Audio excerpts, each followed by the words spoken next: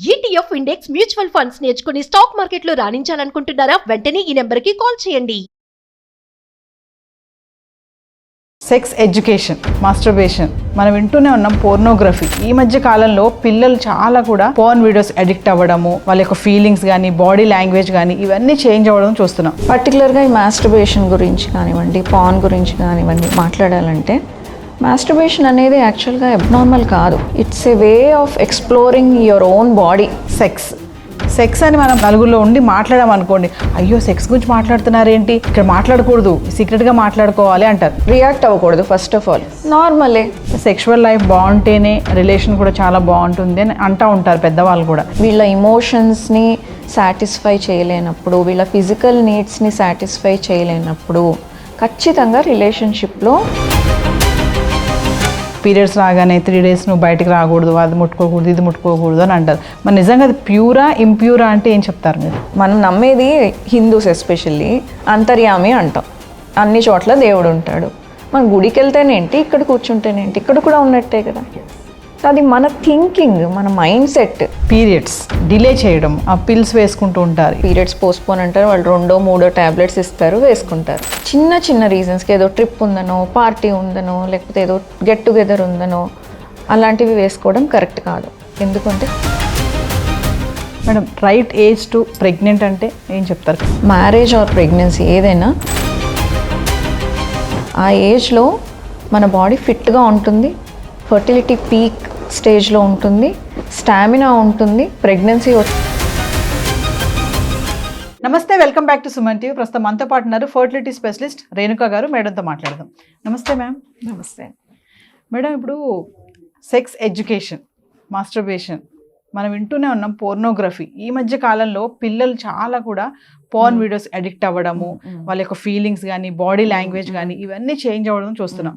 మళ్ళీ ఇంకోటి ఏంటంటే సెక్స్ అని మనం నలుగురిలో ఉండి మాట్లాడామనుకోండి, అయ్యో సెక్స్ గురించి మాట్లాడుతున్నారేంటి, ఇక్కడ మాట్లాడకూడదు, సీక్రెట్గా మాట్లాడుకోవాలి అంటారు. నిజంగానే అది సెక్స్ అనేది సీక్రెట్గా మాట్లాడుకునే వాడైనా, సెక్షువల్ లైఫ్ బాగుంటేనే లైఫ్ చాలా బాగుంటుంది, ఇలాంటి మాటలు వింటూ ఉంటాం. ఒక్కసారి ఈరోజు సెక్స్ ఎడ్యుకేషన్ అనేది అసలు ఎంతవరకు అవసరం, ఇది అవసరమా కాదా అంటే ఏం చెప్తారు మేడం?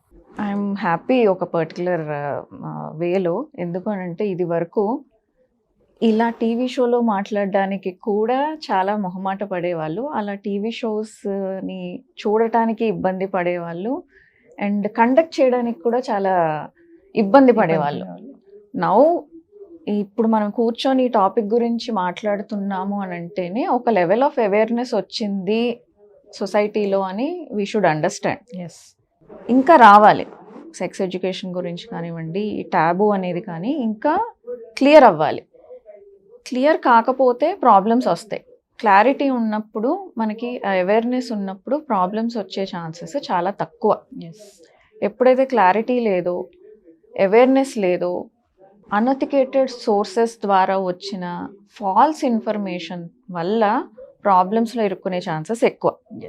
సో క్లారిఫికేషన్ అనేది మాత్రం ఖచ్చితంగా ఉండాలి సెక్స్ ఎడ్యుకేషన్ గురించి ఇన్ పర్టికులర్. ఎందుకంటే మిగతా వాటి అన్నిటి గురించి మోస్ట్ ఆఫ్ ద టైమ్స్ స్కూల్స్లో కానివ్వండి, కాలేజెస్లో కానివ్వండి డిస్కషన్స్ అవుతూ ఉంటాయి, ఇప్పుడు ఇంట్లో డిస్కషన్స్ అవుతూ ఉంటాయి. ఈ సెక్స్ ఎడ్యుకేషన్ గురించి మాత్రము డిస్కషన్స్ జరగవు చాలా మటుకు. ఇప్పుడు కాస్త ఇనిషియేషన్ వచ్చింది, స్కూల్స్లో కొంచెం ఇంట్రడ్యూస్ చేశారు, చిన్న చిన్న పిల్లలకి నుంచి స్టార్ట్ అయింది. So now it is much better. మనకి ఇదివరకు ఇండియాలో బుక్స్ ఒక్కటే సోర్స్ ఉండేది, ఏదైనా కానివ్వండి. పాన్ అన్నారు, బుక్స్ లేదు, పియర్ గ్రూప్, ఫ్రెండ్స్. కానీ ఇప్పుడు ఇన్ఫర్మేషన్ గ్యాదర్ చేయడానికి, వీటి గురించి తెలుసుకోవడానికి మల్టిపుల్ సోర్సెస్ ఉన్నాయి. సో దానివల్ల మనకి అడిక్షన్స్ కూడా వస్తున్నాయి.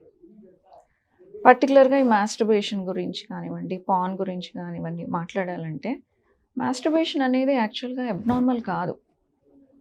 It's a way of exploring your own body and knowing pleasure, understanding what pleases you. అది అబ్నార్మల్ కాదు. ఈ మాస్టర్బేషన్ అనేది ఓన్లీ మనుషుల్లోనే కాదు, it is there even in animals. జంతువుల్లో కూడా ఈ బిహేవియర్ కనిపిస్తుంది. ఇది ఎప్పటి వరకు నార్మల్, ఎంతవరకు చేస్తే నార్మల్ అనేది కొన్ని లిమిటేషన్స్ ఆర్ క్రైటీరియా ఉంటుంది. ఎప్పుడైతే మీ డైలీ రొటీన్కి ఇబ్బంది అవ్వదో, అడ్డు రాదో, మీ ఇంప్రూవ్మెంట్కి కావాల్సిన చదువుకి కానివ్వండి, జాబ్కి కానివ్వండి, కావాల్సిన యాక్టివిటీస్కి అడ్డం రాదో, మీరు దానివల్ల కంటిన్యూస్గా ప్లెజరే అనుభవిస్తున్నారు, యాంగ్జైటీ ఆర్ గిల్ట్ ఇట్లాంటి నెగిటివ్ ఎమోషన్స్ రావట్లేదో, అప్పటి వరకు అది నార్మల్. అండ్ న్యాచురల్గా రావటము ఆ ఫీలింగ్స్ కానివ్వండి, న్యాచురల్గా మీ బాడీని ఎక్స్ప్లోర్ చేసుకోవటం అని అది నార్మల్. ఎస్. అలా కాకుండా ఎప్పుడైతే అది పాన్ ద్వారా చేయటము లేదు, ఎడిక్ట్ అయిపోవడం, అంటే ఇంకా అది చేస్తే కానీ హ్యాపీనెస్ డెవలప్ కాకపోవడం, వేరే మిగతా అన్నిటి మీద ఇంట్రెస్ట్ పోవటం, ఎస్. చదువు మీద కానివ్వండి, జాబ్ మీద కానివ్వండి, కొన్ని సిచ్యువేషన్స్లో వాళ్ళ రిలేషన్షిప్స్లో కానివ్వండి, ఒక్కొక్కసారి మ్యారేజ్ అయితే పార్ట్నర్ తోటి కూడా ఇంట్రెస్ట్ లేకపోవడం, ఆ స్టేజ్ వరకు వస్తే అప్పుడు అది అబ్నార్మల్ అని చెప్పాలి మాస్టర్బేషన్ అనేది. సో ఈ ప్రాబ్లమ్స్ ఇలా రాకుండా ఉండాలి అని అంటే దానికి చిన్నప్పటి నుంచి దానికి ఫౌండేషన్ లే చేయాలి. మామూలుగా ఒక 4 to 7 years పిల్లలకి వాళ్ళ బాడీని ఎక్స్ప్లోర్ చేసుకోవాలి అని వాళ్ళకి కొంచెం అర్థం, మైండ్ సెట్ స్టార్ట్ అవుతుంది అప్పుడు. సో ఆ టైంలో వాళ్ళ బాడీ ఏంటి, వాళ్ళ బాడీ పార్ట్స్ మనకి చిన్నప్పుడు చెప్తారు, ఐస్, నోస్ ఇవన్నీ చెప్పినప్పుడు ప్రైవేట్ బాడీ పార్ట్స్ గురించి కూడా చెప్పాలి. ఆ టైంలో వాళ్ళకి నేర్పించాల్సింది good touch, bad touch. Yes. ఆ ఏజ్లో వాళ్ళు అంత ఇన్ఫర్మేషన్ తీసుకోగలరు. తర్వాత 8 to 12 years, ఇది టీనేజ్కి ముందర, అడోల్సెన్స్కి ముందర వాళ్ళకి ఆ టైంలో క్యూరియాసిటీ ఎక్కువ ఉంటుంది. సో క్యూరియాసిటీ ఎక్కువ ఉండే టైంలో వాళ్ళు ఎక్స్ప్లోర్ చేసే ఛాన్సెస్ ఇంకా ఎక్కువ, ఇన్ఫర్మేషన్ గ్యాదర్ చేయడానికి వాళ్ళకి ఛాన్సెస్ ఎక్కువ. ఎస్. వాళ్ళు ఎక్కడెక్కడికో వెళ్ళి ఎక్స్ప్లోర్ చేసి ఇన్ఫర్మేషన్ గ్యాదర్ చేసే ముందరే మనమే వాళ్ళకి ఆ ఏజ్లో ఇలా మీ బాడీ పార్ట్స్ ఇలా ఉంటాయి, రీప్రొడక్షన్ అంటే ఇది, పీరియడ్స్ అంటే ఇది, మీ బాడీలో ఇలా చేంజెస్ వస్తాయి అని టీనేజ్కి రాకముందే వాళ్ళకి ఇవంతా ఇన్ఫర్మేషన్ బేసిక్ లెవెల్లో అన్నా ఇస్తే వాళ్ళు వేరే సోర్సెస్కి వెళ్ళి రాంగ్ ఇన్ఫర్మేషన్ తెలుసుకోవడం కానివ్వండి, లేదా వాళ్ళు ప్రాసెస్ చేసుకోలేనంత ఎక్సెస్ ఇన్ఫర్మేషన్ తెలుసుకోవడం కానివ్వండి జరగదు. ఎస్. ఈ 8 to 12 yearsలో వాళ్ళకి సెక్స్ ఎడ్యుకేషన్ ఇవ్వటం అనేది చాలా చాలా ఇంపార్టెంట్. ఎందుకు అనంటే ఒక్కసారి టీనేజ్కి వచ్చిన తర్వాత వాళ్ళు పేరెంట్స్ మాట కానివ్వండి, టీచర్స్ మాట కానివ్వండి వినరు, వినే పొజిషన్లో ఉండరు. వాళ్ళకి ఆ ఏజ్లో టీనేజ్ వచ్చిన తర్వాత ఫ్రెండ్స్ చెప్పేదే ఎక్కువ. సో వాళ్ళకి టీనేజ్కి ముందు ఇన్ఫర్మేషన్ ఇవ్వకపోతే ఆ పియర్ ప్రెషర్ వల్ల రాంగ్గా నేర్చుకొని రాంగ్గా చేసి ప్రాబ్లమ్స్లో ఇరుక్కుంటారు. ఎస్. మీరు ఈ మూవీ చూసారో లేదో నాకు తెలియదు, OMG 2 okay. Hindi movie, Akshay Kumar starrer. అందులో ఇదే చూపిస్తారు. అందులో ఏంటంటే ఫేమస్ ఆర్టిస్ట్ వాళ్ళ అబ్బాయి అనమాట, స్కూల్ గోయింగ్ కిడ్ ఉంటాడు. వాళ్ళకి అసలు ఇంట్లో చాలా ట్రెడిషనల్ ఫ్యామిలీ. ఆ అబ్బాయికి అసలు ఈ సెక్స్ గురించి దాని గురించి ఏమీ ఇన్ఫర్మేషన్ ఉండదు. స్కూల్లో బుల్లింగ్ స్టార్ట్ అవుతుంది ప్రైవేట్ పార్ట్స్ గురించి. అది స్టార్ట్ అయిన తర్వాత అతను ఏదో ఒక సోర్స్ ద్వారా మాస్టర్బేట్ చేసుకుంటే సైజ్ పెరుగుతుంది అని ఒక ఇన్ఫర్మేషన్ దొరుకుతుంది. సో దాంతో he goes into bathroom every day, classes ఎగ్గొట్టి కూడా వెళ్ళి he does that. And while doing so some of the students who are bullying him video తీసుకుంటారు. వీడియో తీసుకొని బ్లాక్మెయిలింగ్, వాళ్ళని అది ఇంటర్నెట్లో పోస్ట్ చేయడము, ఇదంతా జరుగుతుంది. ఇది ఒకవేళ ఆ పిల్లాడికి స్కూల్లో టీచర్స్ కానివ్వండి, ఇంట్లో పేరెంట్స్ కానివ్వండి కరెక్ట్గా ఇది జరుగుతుంది, బాడీలో చేంజెస్ ఇలా వస్తాయి, ఈ ఆర్గన్స్ ఇలాగుంటాయి అని ఒక క్లారిటీ వచ్చుంటే ఇదంతా అండర్గో అయ్యేవాళ్ళు కాదు. ఈ మెంటల్ ట్రామాని ఫేస్ చేయాల్సిన అవసరం వచ్చేది కాదు. ఒక స్టేజ్లో సూసైడ్కి కూడా అటెంప్ట్ చేసుకుంటారు. అంటే మీరు అన్నట్టు మేడం ఇప్పుడు చెప్తున్నారు కదా పేరెంట్స్ చెప్పాలి అని, ఎక్స్ప్లెయిన్ చేయాలి, టీచర్స్ చెప్పాలి అంటున్నారు.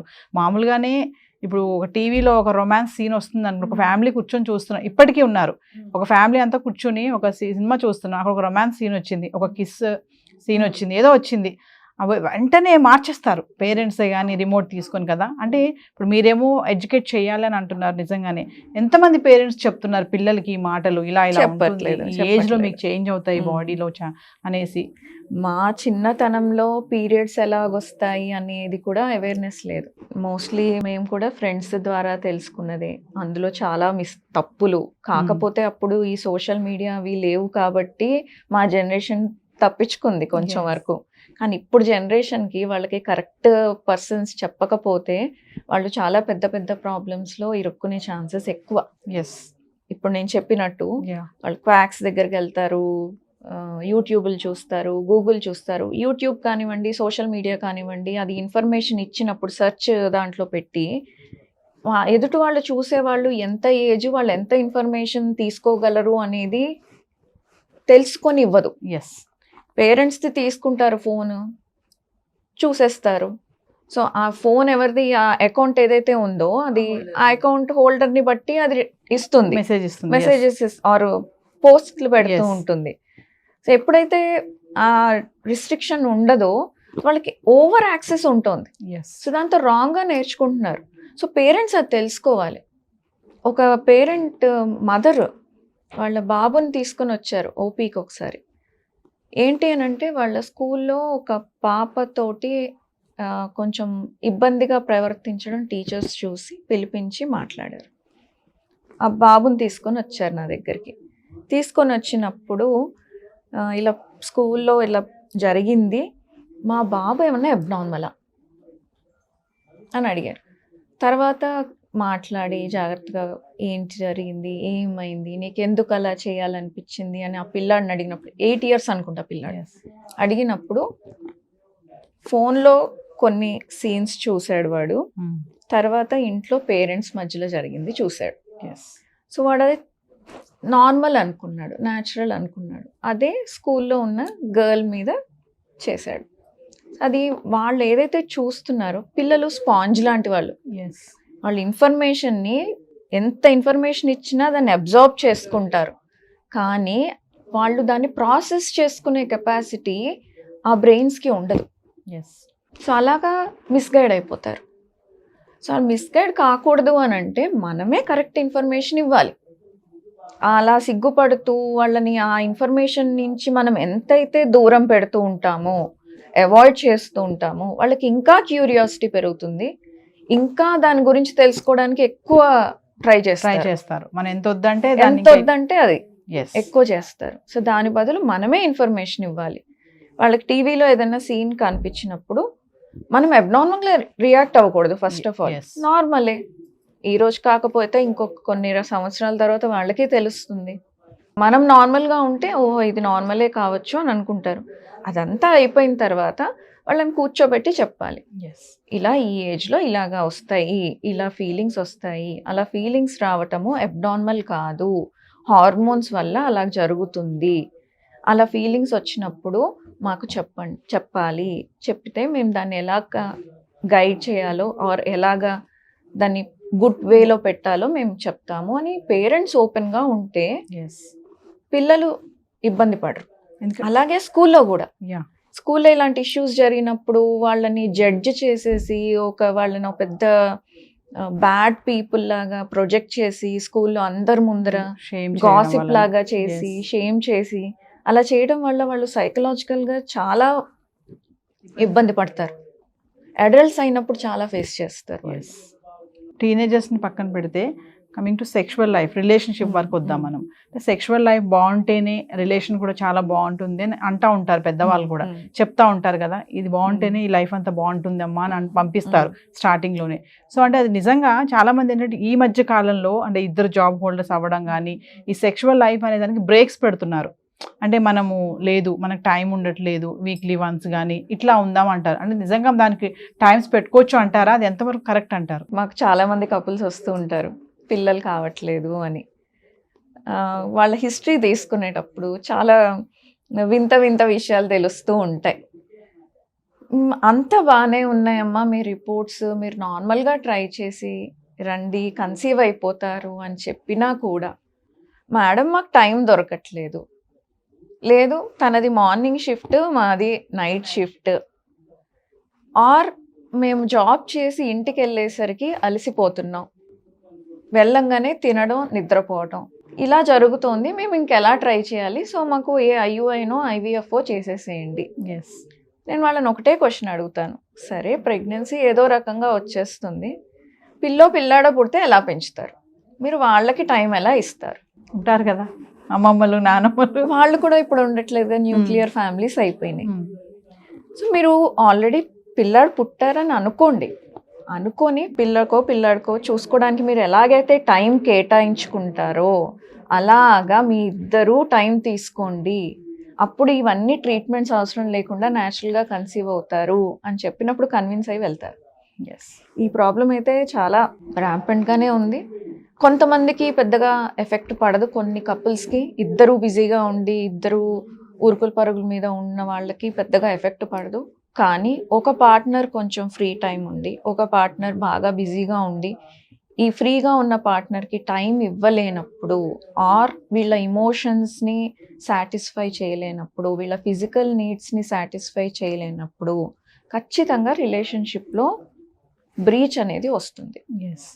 అది సెక్షువల్ ఆస్పెక్ట్ అనే కాదు, ఏదైనా.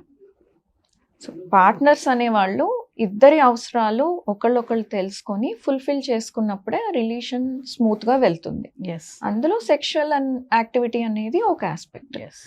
దట్ సెక్షువల్ యాక్టివిటీ అనేది వాళ్ళు ఎంత ఇంటిమేట్గా ఉన్నారు అనేది చెప్తుంది. ఎస్. సో వాళ్ళు ఓపెన్గా ఉంటూ వాళ్ళకి దేనివల్ల వాళ్ళకి ప్రెషర్ వస్తుంది అనేది డిస్కస్ చేసుకుంటూ ఉంటే ఆ రిలేషన్ చాలా స్ట్రాంగ్గా ఉంటుంది.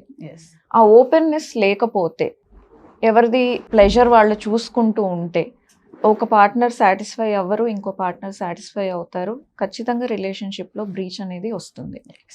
సో వాళ్ళకి ఎప్పుడన్నా సెక్షువల్ ఆస్పెక్ట్స్లో ఇబ్బంది ఉన్నప్పుడు ప్రాపర్గా కౌన్సిలింగ్స్కి వెళ్ళటం, కూర్చొని మాట్లాడుకుంటూ ఉంటే రిలేషన్షిప్స్ బాగుంటాయి. ఎస్. ఎప్పుడైతే రిలేషన్షిప్స్ ఇంట్లో అట్మాస్ఫియర్ బాగుంటుందో బయట ఎన్ని ప్రాబ్లమ్స్ వచ్చినా వాళ్ళు ఫేస్ చేయగలరు. అంటే చాలా మంది మేడం మనం వీకెండ్ వన్సే కొంతమంది పెట్టుకుంటారు, వైఫ్ అండ్ హస్బెండ్.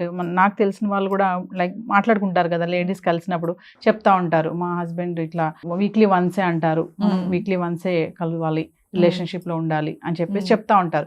అది ఎంతవరకు కరెక్ట్ అంటారు? అలా అసలు ప్రణాళిక పెట్టుకోవచ్చా? ఫ్రీక్వెన్సీ అనేది ఆ కపుల్ ఇష్టం. అదే ఒక కపుల్కి కొంచెం ఎక్కువ కావాలి, కపుల్లో ఒక పార్ట్నర్కి ఎక్కువ కావాలనిపిస్తుంది, ఒక పార్ట్నర్కి తక్కువ అనిపిస్తుంది. వాళ్ళు ఒక మిడ్ పాయింట్కి రావాలి, ఎందుకంటే ఇద్దరిది ఇంపార్టెంట్. ఎస్. నార్మల్ ఏది అబ్నార్మల్ ఏది అని చెప్పడానికి లేదు. ఎవరికి హామ్ కలగనంత వరకు అది అబ్నార్మల్ కాదు. లేదు ఒకళ్ళకి విపరీతంగా కోరికలు ఉన్నాయి, ఇంకొకళ్ళు దాన్ని సాటిస్ఫై చేయలేకపోతున్నారు, దానివల్ల ఫిజికల్గా ఇమోషనల్గా ఇబ్బంది పడుతున్నారు ఈ అతి కోరికల వల్ల అన్నప్పుడు మాత్రం అది ఖచ్చితంగా ట్రీట్మెంట్ అయితే అవసరం పడుతుంది. ఎస్. ఎందుకంటే అవతల పార్ట్నర్ హెల్త్ పాడవటము, ఇమోషన్స్ పాడవటము జరుగుతోంది కాబట్టి అది అబ్నార్మల్. ఎస్. తక్కువ ఉండటం అనేది సాటిస్ఫై అవ్వని పార్ట్నర్ ఎంతవరకు ఇబ్బంది పడుతున్నారు, ఇక్కడ సాటిస్ఫై అవ్వట్లేదు కాబట్టి ఇంకేదన్నా వేరే రూట్స్ చూసుకుంటున్నారా అనేది ఎప్పుడు దృష్టిలో పెట్టుకోవాలి. ఎస్. సో అది కూర్చొని మాట్లాడితే కానీ అది సార్ట్ అవుట్ అవ్వదు. రెగ్యులర్ గా చేయడం వల్ల ఏమన్నా ప్రాబ్లమ్స్ ఉంటాయా? చాలా మంది అడుగుతా ఉంటారు, మా హస్బెండ్ ఇలా అండి, ఇలా ఉంటాయి వాళ్ళకి కోరికలు ఉంటాయి, రెగ్యులర్ గా మేము సెక్షువల్ గా కలవచ్చా, రెగ్యులర్ గా సెక్షువల్ గా రమ్మంటున్నారు అన్నప్పుడు అలాంటి ఏమైనా ప్రాబ్లమ్స్ ఉంటాయా? హెల్త్ ఇష్యూస్ రావడం కానీ? వీళ్ళకి ఫిజికల్ గా ఇబ్బంది కానంత వరకు అదేమీ అబ్నార్మల్ కాదు. అదర్ పార్ట్నర్కి డైలీ ఇంటర్ కోర్స్ చేయాలి అనేది అదర్ పార్ట్నర్కి ఇబ్బంది కాదు అన్నంత వరకు అదేమీ ఇష్యూ కాదు. They can. ఎస్. డైలీ అనే కాదు, డేలో 2-3 times అలా ఉంది అని అనుకున్నా కానీ పార్ట్నర్స్కి ఇబ్బంది లేనప్పుడు it is there purely personal issue. Yes. But opposite partner ఇబ్బంది పడుతున్నారు అంటే మాత్రం they should go for counselling. I'm coming to periods. Periods గురించి మాట్లాడుకుంటే ఆ బ్లడ్ అనేది ఇంప్యూర్ బ్లడ్ అని అంటారు చాలా మంది. ఇప్పుడు పీరియడ్స్ అంటే మనం పాతకాలం నుంచి చూసుకుంటూ వస్తున్నాం, ఇప్పటికీ ఉన్నారు చాలా మంది పీరియడ్స్ రాగానే 3 days నువ్వు బయటకు రాకూడదు, అది ముట్టుకోకూడదు, ఇది ముట్టుకోకూడదు అని అంటారు. మరి నిజంగా అది ప్యూరా ఇంప్యూరా అంటే ఏం చెప్తారు మీరు? మీకు ఒక టెంపుల్ ఉంది మన ఇండియాలో తెలుసా, కామాఖ్యాదేవి. ఆ టెంపుల్లో పూజలు అనేవి ఎలా ఉంటాయంటే పీరియడ్స్తో ఉన్న అమ్మవారికి పూజలు చేస్తారు. ఓకే, శుద్ధి చేస్తారు ఆ టైంలో గుడి అంతా. మన కల్చర్ అది కాదు యాక్చువల్గా. పీరియడ్స్ ఇంప్యూర్ అనేది మనకి ఎక్కడా లేదు. దూరంగా ఉండాలి గుడులకి, లేకపోతే ఇంట్లో వర్క్కి దూరంగా ఉండాలి అని పెట్టడానికి రీజన్ వేరే, ఇంప్యూర్ అని కాదు. ఇది వరకు రోజుల్లో కొన్ని హండ్రెడ్స్ ఆఫ్ ఇయర్స్ బ్యాక్ గుడిలు కానివ్వండి, ఆడవాళ్ళకి పని కానివ్వండి డిఫరెంట్గా ఉండేది, ఇప్పట్లా కాదు. గుడిలన్నీ ఫారెస్ట్లలో ఉండేవి. ఒక గుడికి వెళ్ళాలి అని అంటే ఫారెస్ట్ దాటుకొని వెళ్ళాలి. ఫారెస్ట్ అంటే క్రూర మృగాలు ఉంటాయి, వాటికి పీరియడ్లో ఉన్నప్పుడు ఆ బ్లడ్ స్మెల్కి అవి తొందరగా అట్రాక్ట్ అయ్యి అటాక్ చేసే ఛాన్సెస్ ఎక్కువ. అందుకని సేఫ్టీ కోసం అని చెప్పి పీరియడ్స్లో ఉన్నప్పుడు ఆడవాళ్ళని గుళ్ళకి వెళ్ళొద్దు అని చెప్పేవాళ్ళు అప్పట్లో. అలాగే ఇళ్లలో పనికి కూడా ఇప్పుడంటే అన్ని మెషిన్స్ వచ్చేసాయి, వాషింగ్ మెషిన్, డిష్ వాషర్ అవన్నీ వచ్చేసాయి. ఇది వరకు అవి లేవు. ఇంట్లోనే చాలా వర్క్ ఉండేది, మగవాళ్ళకి ఈక్వల్గా ఫిజికల్ వర్క్ ఉండేది, అంత గట్టి పని చేయాల్సి వచ్చేది, రెస్ట్ ఉండేది కాదు. జాయింట్ ఫ్యామిలీస్, చాలా మందికి ఇంట్లో 2-3 ఆడవాళ్ళు కలిపి వర్క్ చేయాల్సి వచ్చేది. కనీసం ఆ టైంలో కాస్త రెస్ట్ ఇస్తే వాళ్ళు బాడీ హీల్ అవుతుంది. ప్లస్ ఆ టైంలో ఆల్రెడీ వాళ్ళు వీక్నెస్ ఉంటుంది, కడుపు నొప్పి ఉంటుంది, ఇబ్బంది ఉంటుంది. ఆ 3 రోజులు కాస్త వాళ్ళకి రెస్ట్ ఇస్తే మళ్ళీ రీజువినేట్ అయ్యి మళ్ళీ నెక్స్ట్ వర్క్ చేసుకోవడానికి వాళ్ళకి బాగుంటుంది అన్న ఉద్దేశంతో ఆ 3 రోజులు పక్కకు ఉండాలి అని పెట్టారు. మన వాళ్ళు మూఢనమ్మకాలని క్రియేట్ చేయడంలో ముందుంటారు, ఎవరు మనల్ని బీట్ చేయలేరు. అసలు ఒక మంచి ఉద్దేశంతో పెట్టిన దాన్ని మార్చేసి దాన్ని ఈ పీరియడ్ బ్లడ్ అంటే ప్యూర్, గుడికి వెళ్ళకూడదు, బొట్టు పెట్టకూడదు, పూజ చేయకూడదు, పెళ్లి పీటల మీద కూర్చోకూడదు, ఫంక్షన్కి వెళ్ళకూడదు, ఇవన్నీ దాన్ని వికృత రూపాలు అన్నమాట. అలా ఎక్కడా లేదు. మనం పీరియడ్ వచ్చినప్పుడు దేవుడిని సడన్ గా తలుచుకున్నాం తప్ప, గుడికి తలుచుకునేది ఎలా తప్పు కాదు. మనం ఇక్కడ కూర్చొని తలుచుకుంటే ఎలాగా, డిఫరెన్స్ ఏంటి? మనం నమ్మేది హిందూస్ ఎస్పెషల్లీ అంతర్యామి అంటాం, అన్ని చోట్ల దేవుడు ఉంటాడు. మనం గుడికి వెళ్తేనేంటి, ఇక్కడ కూర్చుంటేనేంటి, ఇక్కడ కూడా ఉన్నట్టే కదా. సో అది మన థింకింగ్, మన మైండ్ సెట్. ఓన్లీ కొన్ని విషయాలకి కంఫర్టబుల్గా లేనప్పుడు దూరంగా ఉండటం అనేది మన కోసం, మన సేఫ్టీ కోసం, మన కంఫర్ట్ కోసం. ఆ టైంలో ఇబ్బంది ఉంటుంది కాబట్టి కొంచెం మనల్ని మనం రెస్ట్రిక్ట్ చేసుకోవడం అంతే. అంతేకాని మన మీద ఎవరు రెస్ట్రిక్షన్స్ పెట్టేది అవసరమే లేదు. అది ఇంప్యూర్ అనే కాన్సెప్టే కరెక్ట్ కాదు. అసలు ఆడవాళ్ళని సాష్టాంగ నమస్కారం కూడా చేయనివ్వరు. ఎందుకు అనంటే మన యూట్రస్, బ్రెస్ట్ ఒక లైఫ్ని క్రియేట్ చేస్తుంది, నర్చర్ చేస్తుంది, సృష్టి జరుగుతుంది. కాబట్టి ఇవి 2 భూమిని తాకకూడదు అని సాష్టాంగ నమస్కారాలు కూడా చేయనివ్వరు ఆడవాళ్ళని. ఎందుకు అనంటే అంత పవిత్రమైనవి. ఆ మగవాళ్ళు మాత్రమే సాష్టాంగ నమస్కారం చేస్తారు, హెడ్ నుంచి కాలు వరకు మొత్తం భూమికి టచ్ అవ్వాలి. ఆడవాళ్ళు మాత్రం మోకాళ్ళు ముడుచుకొని నమస్కారం చేయాలి. బ్రెస్ట్ అండ్ యూట్రస్ ఆర్ పొట్ట భాగం భూమికి తాకకూడదు. దానికి అంత వాల్యూ ఇచ్చారు మన కల్చర్లో. మనం దాన్ని వక్రీకరించి అలా చేంజ్ చేసుకున్నాం.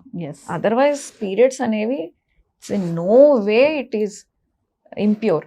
అసలు పీరియడ్స్ లేకపోతే పిల్లలు ఎలా పుడతారు? సృష్టి అక్కడి నుంచే కదా స్టార్ట్ అవుతుంది. అసలు పీరియడ్ రాని వాళ్ళకి పిల్లలు పుట్టరు. కమింగ్ టు నెక్స్ట్ లెవెల్కి వెళ్తే ఈ పీరియడ్స్ విషయంలో మాట్లాడుకుంటే ఈ మధ్య కాలంలోనే, ఈ మధ్య కదా ఎప్పటి నుంచి ఉందిలేండి, డిలే చేయడం, పిల్స్ వేసుకుంటూ ఉంటారు. ఈ మధ్యన బాగా ఎక్కువైపోయింది, టీనేజర్స్ కి స్టైల్ అయిపోయింది. అది చిన్న ఫంక్షన్ ఉన్నా ఏదో, నాట్ ఓన్లీ ఫంక్షన్ స్కిప్ చేద్దాం అనుకుంటున్నాను కానీ మదర్స్ కూడా యాక్సెప్ట్ చేస్తున్నారు కొంతమంది. అంటే బిజీ లైఫ్ లో ఉండిపోయి వేసేసుకో దానివల్ల ఏం సమస్యలు ఏంటి? ఆల్రెడీ మనం దీని గురించి చాలా మంది మాట్లాడే ఉంటారు. అంటే మళ్ళొకసారి ఇంకా ఉన్నారు కదా అలాంటి వాళ్ళ కోసం అనమాట. డిలే చేయడం వల్ల ఏంటి సమస్యలు ఏంటి? మదర్స్ ఎక్కడ అడుగుతున్నారు ఇప్పుడు పిల్లలు? డైరెక్ట్ గా ఫార్మసీకి వెళ్తున్నారు, తెచ్చుకుంటున్నారు, వేసుకుంటున్నారు. ఒక పార్టీ ఉందనో లేకపోతే ఏదైనా ట్రిప్ ఉందనో ఓవర్ ద కౌంటర్ మనకి ఈజీగా దొరుకుతాయి కదా మెడిసిన్స్.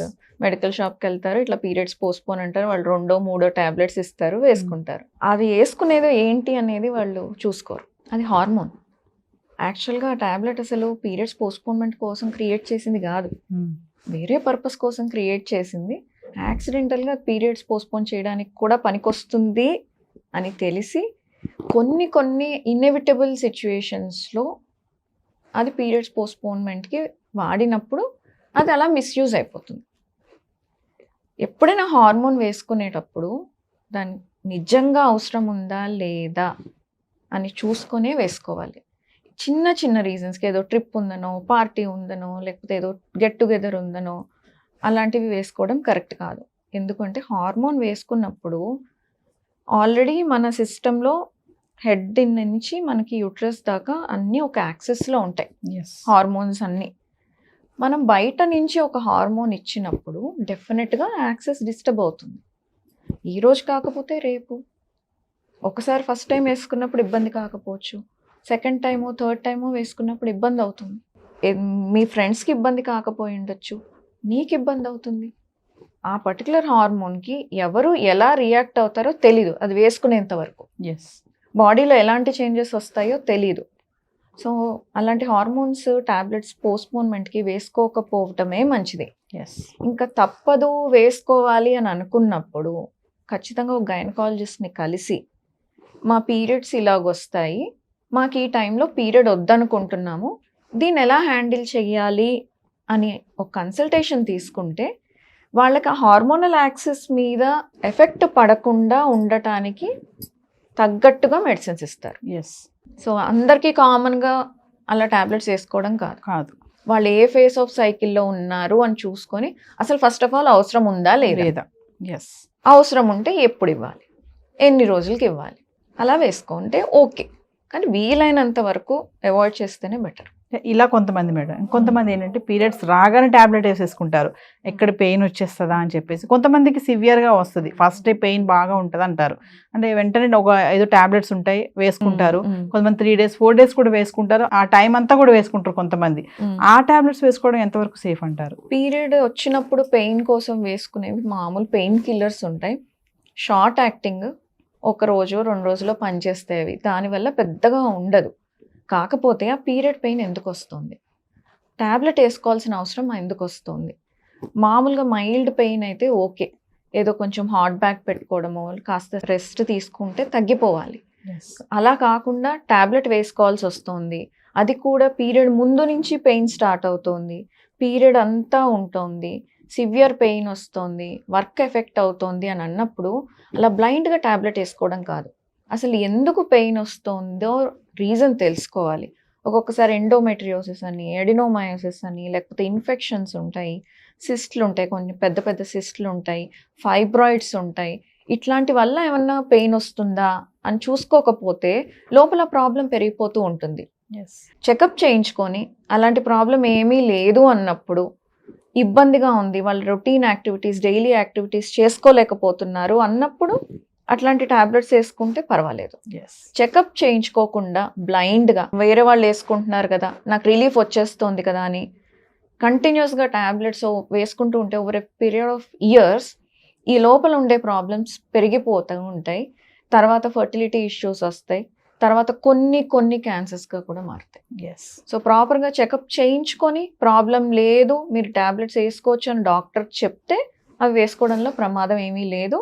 దానివల్ల ఫ్యూచర్లో ఫెర్టిలిటీ కానివ్వండి ఇంకా వేరే ఆస్పెక్ట్స్లో కానివ్వండి ఎటువంటి issues Rao. Madam right age to pregnant అంటే ఏం చెప్తారు కరెక్ట్? అంటే ఈ మధ్య కాలంలో చూసుకుంటే 30+ 40+ వరకు కూడా పెళ్ళిళ్ళు చేసుకోవట్లేదు.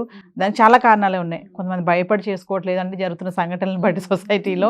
ఎందుకంటే స్కెచ్లు వేసి చంపేస్తున్నారు హస్బెండ్స్ని, వైఫ్స్ అలాగే ఉన్నారు, హస్బెండ్స్ అలాగే ఉన్నారు. సెవెరల్ రీజన్స్ ఉన్నాయి, అందుకు కొంచెం భయపడుతున్నారు. అలాగా ఇంకా కొన్ని హెల్త్ ఇష్యూస్ అని, సరైన అమ్మాయి దొరకట్లేదు, సరైన అబ్బాయి దొరకట్లేదు, ఇంకా అమ్మాయిలు ఏంటంటే మంచి శాలరీ ఉండాలి అని చూస్తున్నారు. సో మామూలుగా యాజ్ మిమ్మల్ని అడిగితే కరెక్ట్ ఏజ్, పెళ్ళికి ఏజ్ ఏంటి, కరెక్ట్ టైంలో ప్రెగ్నెంట్ అంటే ఏ ఏజ్లో అంటే ఏం చెప్తారు?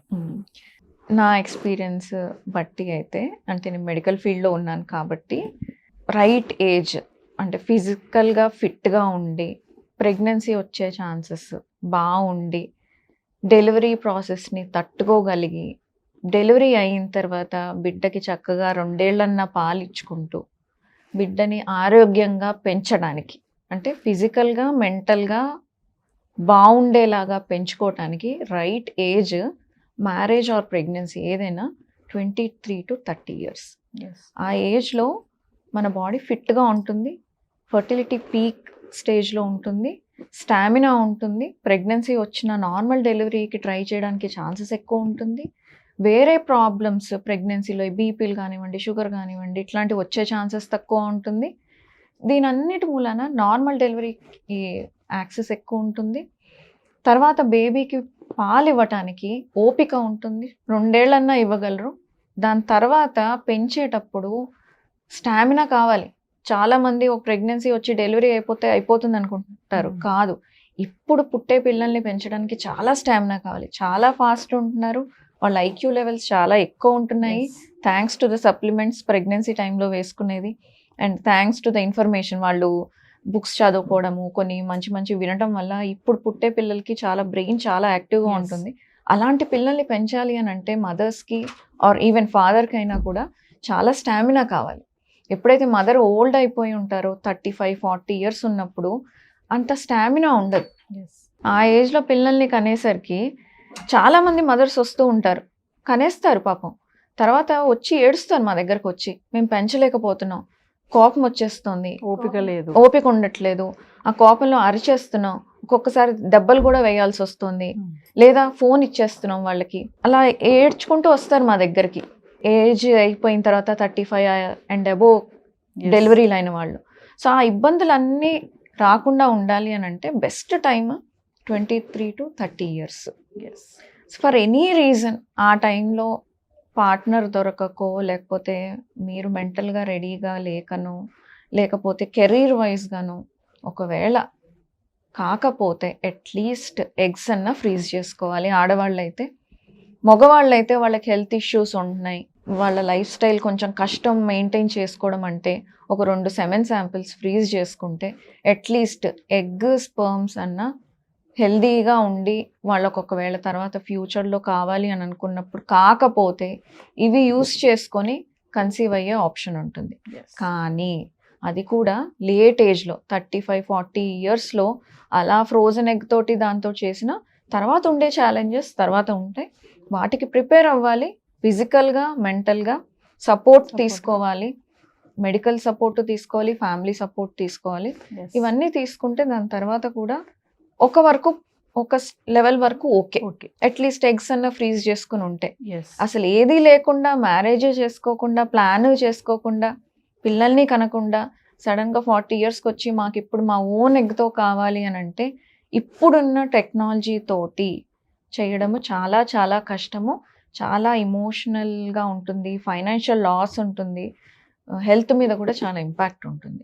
ప్రిపేర్డ్నెస్ అనేది ఇంపార్టెంట్. మా కెరియర్ సెటిల్ అయ్యాక చేసుకోవాలనుకుంటున్నాం మేము అనుకునే వాళ్ళకి మీరు ఏం చెప్తారు? మేము ఇదంతా కాదండి, మేము కెరియర్ సెటిల్ అవ్వాలి, మేము బిందాస్గా ఉండాలి, రేపు పెళ్లి చేసుకున్నామా, పిల్లలు పుట్టారా, వాళ్ళని హ్యాపీగా చూసుకోవాలి అని అనుకుంటున్నాం. చాలామంది గిరిగీసుకొని ఉంటారు, మీరు ఎన్ని చెప్పినా మేము వినము అని పేరెంట్స్ చెప్తా ఉంటారు. పెళ్లి చేసుకోరా, 40 వచ్చేస్తాయి, 30 వచ్చేస్తాయి అన్నా కూడా నేను సెటిల్ అవ్వాలి, నాకు వెనకాల చాలా రావాలి, నేను అంతా సెట్ చేసుకోవాలి, అప్పుడే పెళ్లి చేసుకుంటా అనే వాళ్ళకి మీరు ఏమైనా అడ్వైస్ చేస్తారా?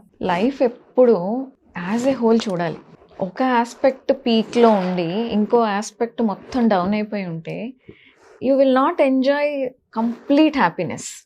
ఎంతసేపు కెరీర్ అనుకుంటూ నువ్వు అన్ని సాక్రిఫైస్ చేసేసుకుంటూ ఉంటే ఒక పాయింట్ కెరీర్ పీక్ టైంలో రీచ్ అయిపోయి అంత సంపాదించే స్టేజ్కి మిగతావి ఏవైతే సాక్రిఫైస్ చేశారో అవి ఎంజాయ్ చేయడానికి అప్పుడు అవకాశం ఉండకపోవచ్చు. ఎస్. సో లైఫ్లో ఎప్పుడు అన్ని ఆస్పెక్ట్స్కి ఈక్వల్ ప్రయారిటీ ఇవ్వాలి. కెరీర్ ఇంపార్టెంటే, ఫ్యామిలీ కూడా ఇంపార్టెంటే, మీ టైం అనేది కూడా ఇంపార్టెంటే, నీకు ఇష్టమైనవి నువ్వు ఎంజాయ్ చేయడం కూడా ఇంపార్టెంటే. సో అన్నీ ప్రాపర్గా బ్యాలెన్స్ చేసుకుంటూ ముందుకు వెళ్తే లైఫ్ కంప్లీట్గా హోల్సమ్గా ఉంటుంది. ఒకదాని కోసం ఒకటి సాక్రిఫైస్ చేస్తే ఎట్ ద ఎండ్ అది ఒకటి అచీవ్ అయిన తర్వాత చాలా రిగ్రెట్స్ ఉంటాయి. సో లైఫ్ ఎప్పుడు కూడా ఎంత వీలైతే అంతగా రిగ్రెట్స్ లేకుండా లీడ్ చేయడం బెటర్. అరే నేను అప్పుడు అది చేసుంటే బాగుండేది, ఇప్పుడు చేయలేకపోతున్నాను అనే ఫీలింగ్ చచ్చేదాకా ఉంటుంది. సో ఆ రిగ్రెట్స్ లేకుండా చూసుకోవాలి. అన్నిటికీ ఇంపార్టెన్స్ ఇవ్వాలి. మ్యారేజ్కి ఇవ్వాలి, పిల్లలకి ఇవ్వాలి, కెరీర్కి ఇవ్వాలి, పేరెంట్స్కి ఇవ్వాలి, అన్నీ ఇంపార్టెంట్. ఏది ఇంపార్టెంట్ కాదు. కానీ దేనికి ఎంత, ఫస్ట్ కెరీర్, సెకండ్ ఫ్యామిలీ, అలా ప్రయారిటైజ్ చేసుకొని దాన్ని బట్టి ప్లాన్ చేసుకోవాలి. అంతేకాని టోటల్గా నేను ఫ్యామిలీని వదిలేస్తాను, అసలు మ్యారేజే చేసుకోను అంటే తర్వాత నువ్వు రెడీ అయ్యేసరికి అప్పుడు నీకు పిల్ల దొరకదు, పెళ్లి చేసుకున్న తర్వాత పిల్లలు పుట్టరు. సో ప్రాపర్గా బ్యాలెన్స్డ్గా ఉండటం అనేది చాలా ఇంపార్టెంట్. Thank you madam.